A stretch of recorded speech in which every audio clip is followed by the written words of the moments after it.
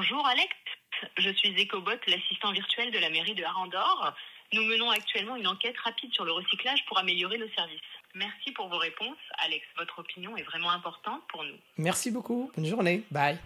Voilà, en quelques secondes, on a collecté des données cruciales, on a segmenté un contact et on a déclenché un ensemble d'actions automatisées.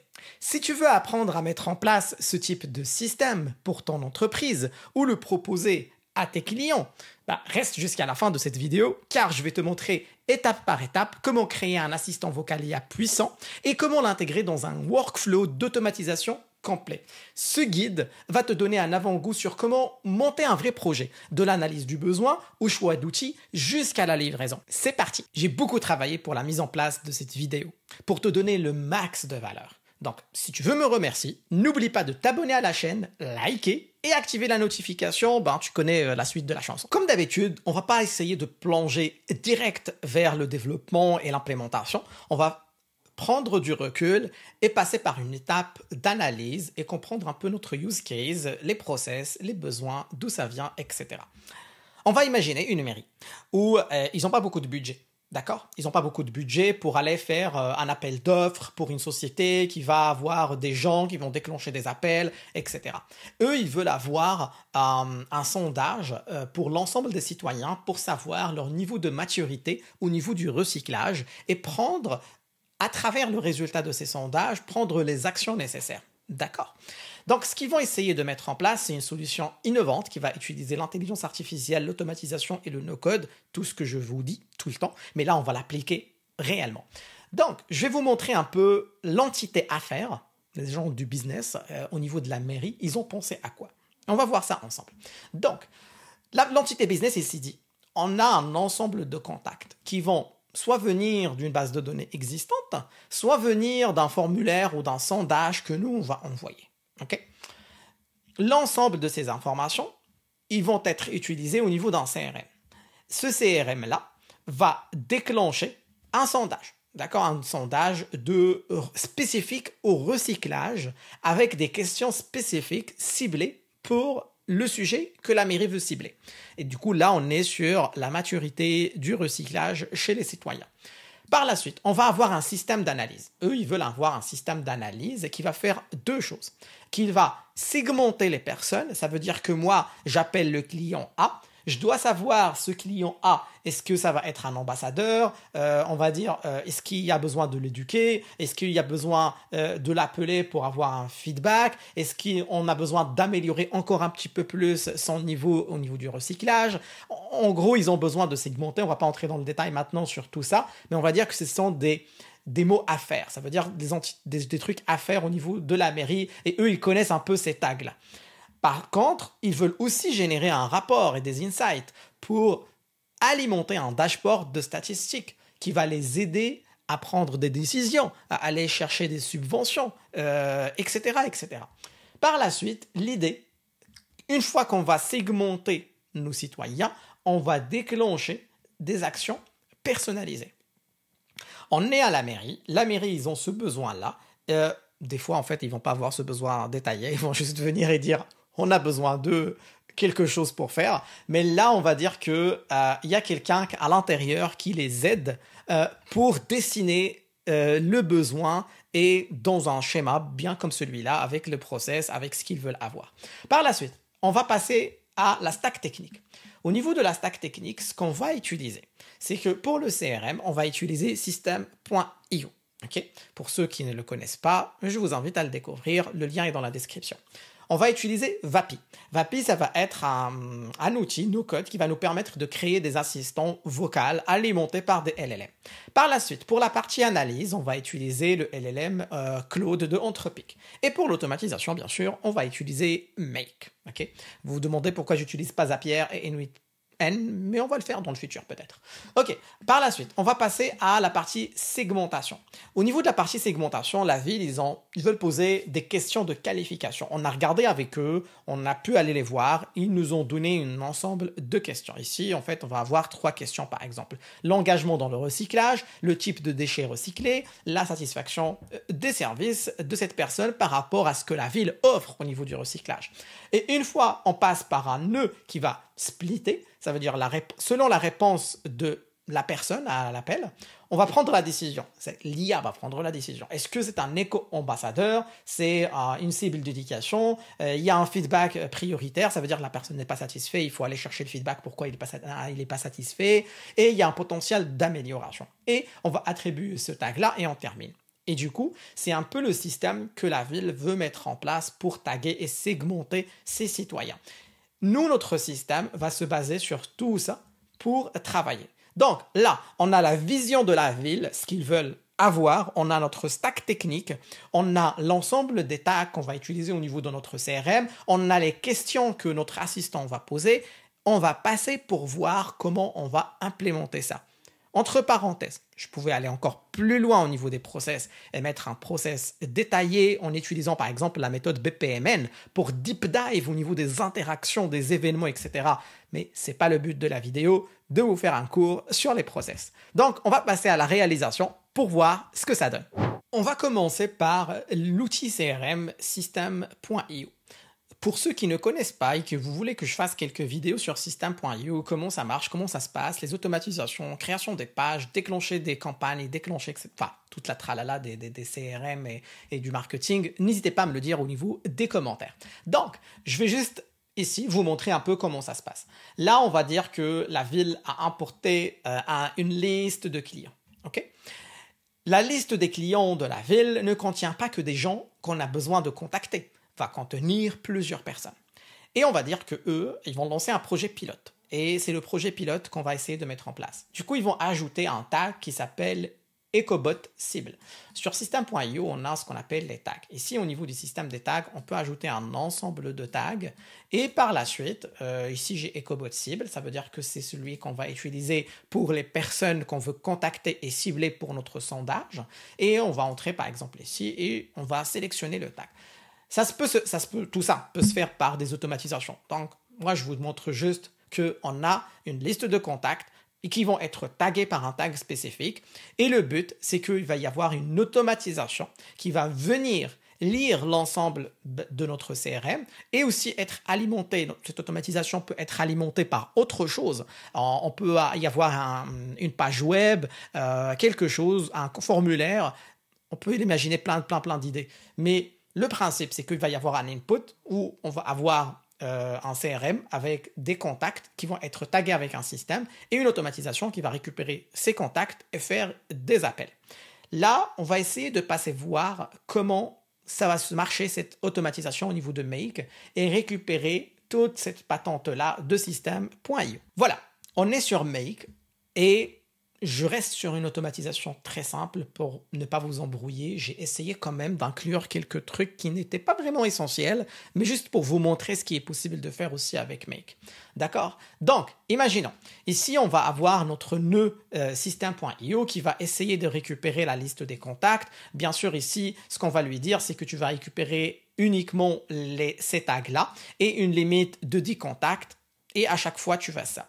Bien sûr, ce qu'on peut faire, c'est que on peut filtrer. Donc, on peut que récupérer ces tags-là et des personnes qui ont été mises à jour depuis une date. Il y a un ensemble de filtres ici, Register After, Registered Before. Il y a pas mal de filtres qu'on peut appliquer.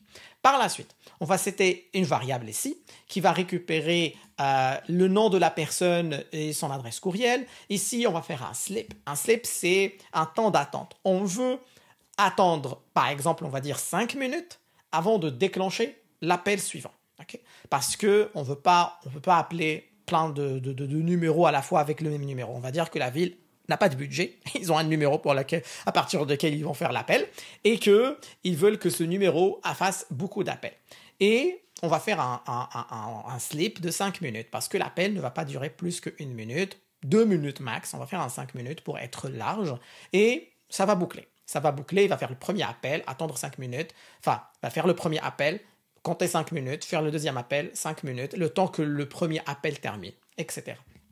Ici, on fait un request vers Vapi pour qu'on puisse récupérer l'appel.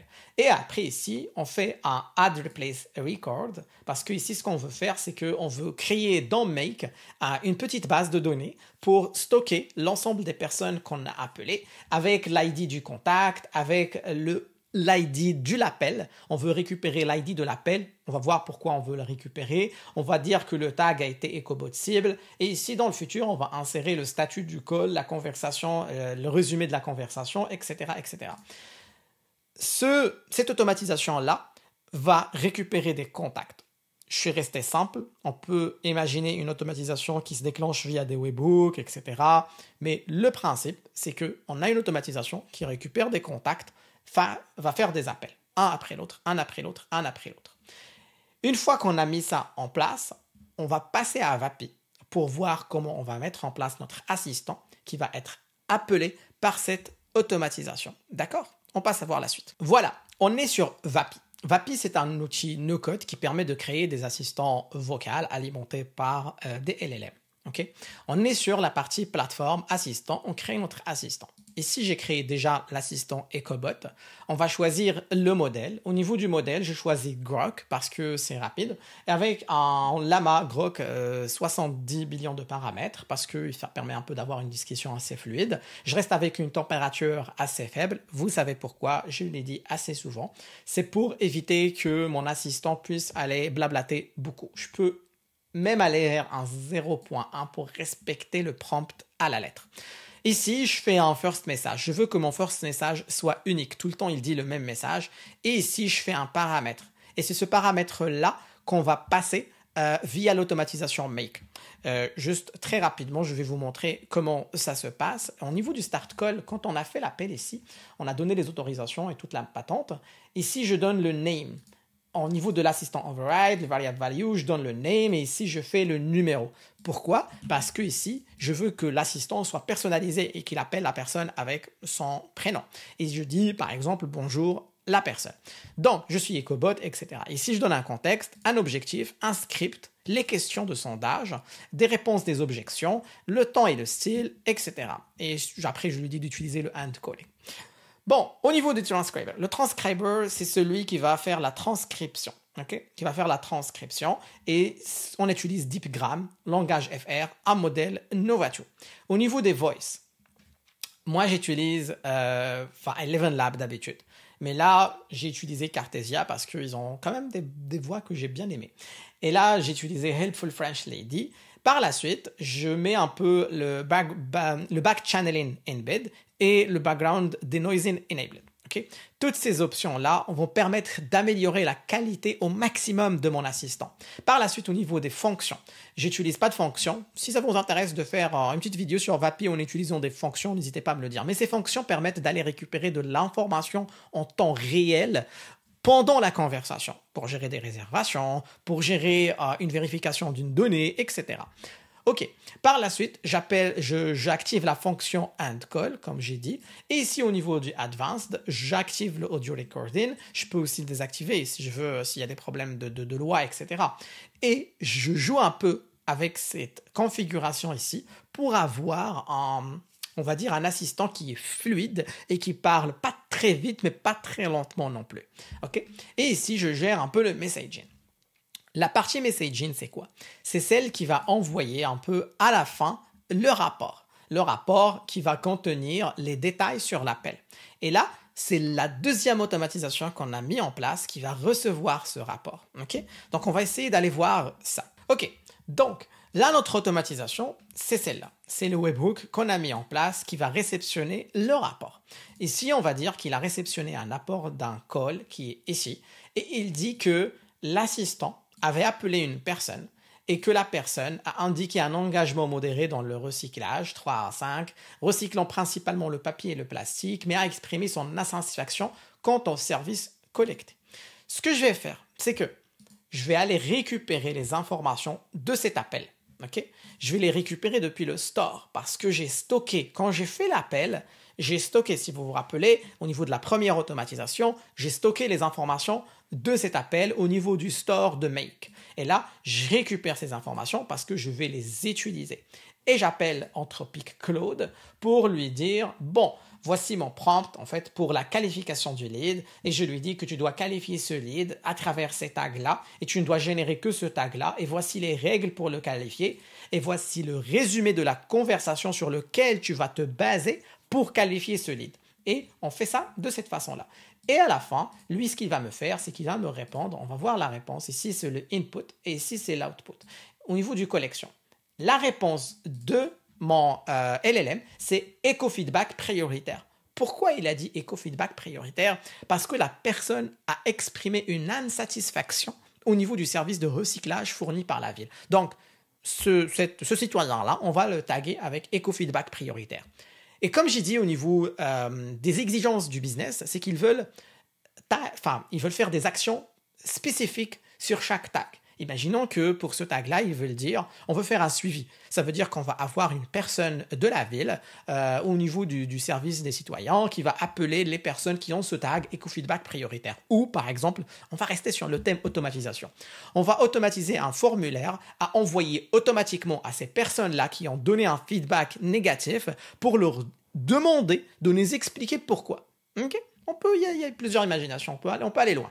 Et après, j'update mon store. J'update mon store avec des informations comme le call statut, le summary, le nouveau tag, parce que j'ai donné un nouveau tag à la personne.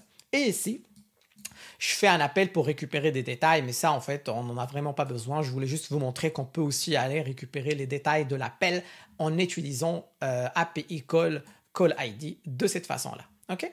Et ici, ce que je fais, c'est que cependant, indépendamment de si le Claude, le LLM Claude ici, me retourne à un tag éco-ambassadeur potentiel, je vais appeler System.io pour modifier le tag pour la personne que j'ai appelée. Et je récupère ces informations à partir de ce search record parce que c'est ici que j'ai le contact ID que j'ai stocké au début pour la personne au niveau de mon CRM. Et avec cette automatisation, qui est très très simple, je suis resté basique quand même, on peut collecter les réponses au niveau de l'appel, on peut segmenter notre client et on peut aller voir tout ça. Ok? Et si on passe pour faire un petit test pour voir comment cette automatisation et tout ça se déclenche. Donc, comme j'ai expliqué, on va essayer de faire une démo live et je vais essayer d'exécuter ce scénario-là qui fait l'appel. Pour information, ce scénario, c'est un scénario 1 parce qu'on peut avoir deux scénarios. Un scénario qui importe les données one-shot depuis le début que la mairie a dans son CRM et un deuxième scénario qui reste à l'écoute pour les nouveaux contacts qui vont s'ajouter au CRM et qu'on veut contacter. D'accord? Donc, on va rester sur ce premier scénario simple. J'ai un seul contact dans mon System.io et on va faire l'appel. Je fais un run once ici et on va voir comment ça va se passer. Je fais run once, ok? Et là, ça s'appelle, ça exécute, il fait make HTTP request et normalement, je reçois l'appel. Voilà. Et je vais répondre. Bonjour Allô? Alex, je suis EcoBot, l'assistant virtuel de la mairie de Arandor. Nous menons actuellement une enquête rapide sur le recyclage pour améliorer nos services. Auriez-vous 3 minutes pour partager votre expérience? Oui. Allez-y, je vous écoute. Merci beaucoup, Alex. Pour commencer, pouvez-vous me dire à quel point vous vous engagez dans le recyclage au quotidien sur une échelle de 1 à 5? Je suis super engagé. 5. C'est super, Alex. Pourriez-vous nous dire quel type de déchets vous recyclez régulièrement? Oh, je recycle tout, moi. Je suis à fond dans le recyclage. Je suis vert. C'est vraiment apprécié, Alex. Enfin, pouvez-vous nous dire si vous êtes satisfait des services de collecte de déchets recyclables de la ville et pourquoi? Je suis vraiment satisfait. La ville font beaucoup d'efforts de ce côté-là. Merci beaucoup. Merci, Alex, pour vos réponses précieuses. Votre participation aidera à améliorer les services de recyclage de la ville. Merci beaucoup. Bonne journée. Bonne journée à vous aussi, Alex. Voilà, donc là, on a terminé l'appel. Normalement, on va attendre un petit peu et les données de l'appel, le rapport va être reçu. Voilà, il a été reçu à ce niveau-là et on a pu voir, on va regarder un peu comment il nous a sorti le lead. Donc, éco-ambassadeur potentiel. Ça veut dire que la personne est vraiment satisfaite de tout ça. Donc, j'ai joué le jeu Arandor. Là, c'est pour ceux qui connaissent Seigneur des Anneaux. Et là, vous regardez le résumé qui a été utilisé, etc. Donc, on a pu voir comment on a mis en place vraiment un système complet avec les automatisations, l'assistant vocal, toute la patente qui a été demandée. Bien sûr, je ne vais pas aller très loin pour mettre le dashboard qui montre un peu les statistiques pour aider la prise de décision, mais vous imaginez que c'est simple à mettre en place, c'est pas grand-chose. Comme vous avez pu le remarquer, je n'ai pas été trop dans le détail de chaque outil parce que si vous me suivez depuis le début, vous comprenez un peu les principes des LLM et de l'automatisation et vous savez un peu ça veut dire quoi chaque élément. Mais si vous avez quand même des questions, le Discord est là, vous pouvez poser ces questions et si vous voulez, on peut faire un petit live sur le Discord par exemple et qu'on va aller découvrir un peu l'outil, l'ensemble des boutons sur lesquels il faut cliquer, ça fait quoi, on peut faire des petits tests, n'hésitez pas à me demander ça sur le Discord. Maintenant que tu as vu la puissance de ce système, imagine comment il est possible de l'appliquer à différents types d'activités. Pour une petite entreprise par exemple, un assistant IA qui va gérer les réservations 24/7, il envoie les rappels personnalisés, et des offres basées sur l'historique de clients, recueillir et analyser les feedbacks, faire les post-visites. En fait, à la fin, on aura plus de clients satisfaits, moins de rendez-vous manqués et une meilleure fidélisation. On peut imaginer aussi pour un infopreneur, un coach en ligne, un chatbot qualifie les prospects, répond aux questions fréquentes, segmente automatiquement l'audience basée sur leurs intérêts, déclenche des séquences d'emails personnalisées. En fait, on aura plus de temps pour créer du contenu et des ventes. Après, on peut aussi imaginer un entrepreneur avec une startup e-commerce, un système qui va analyser les comportements d'achat en temps réel. Il ajuste dynamiquement les recommandations de produits, il automatise les services après-vente. Plein de possibilités. Et ce que je viens de citer, ce n'est que des exemples parmi tant d'autres et c'est juste la partie émergée de l'iceberg. Chaque business a des process uniques qui peuvent être optimisés. Il faut commencer par comprendre son besoin avant de plonger dans la solution. Mon approche se base toujours sur 3 piliers: efficacité, rentabilité et innovation. Je commence toujours par dessiner les process pour identifier les opportunités d'automatisation, ce qui facilite la conception d'une solution sur mesure qui s'aligne parfaitement avec les objectifs souhaités. Si tu penses avoir un problème au niveau d'un processus interne et que tu as besoin d'avoir des pistes de réflexion, j'offre 30 minutes de consultation gratuite, sans aucun engagement. Le lien, comme d'habitude, elle est dans la description. Et voilà, tu viens de voir comment on est passé d'une simple idée, soumise par une entité business, vers une solution réelle, applicable, dès demain. Vu qu'on est juste sur une vidéo YouTube, je n'ai pas été loin dans la partie analyse, process, ni sur l'implémentation. Mais tu te doutes bien que les possibilités sont beaucoup plus larges que ça. Si tu as appris quelque chose durant cette vidéo, alors n'oublie pas de liker, de t'abonner à la chaîne, et aussi, dis-moi en commentaire ce que tu en penses de ce cas d'usage qu'on a regardé aujourd'hui. Et sur ce, je te dis à la prochaine vidéo.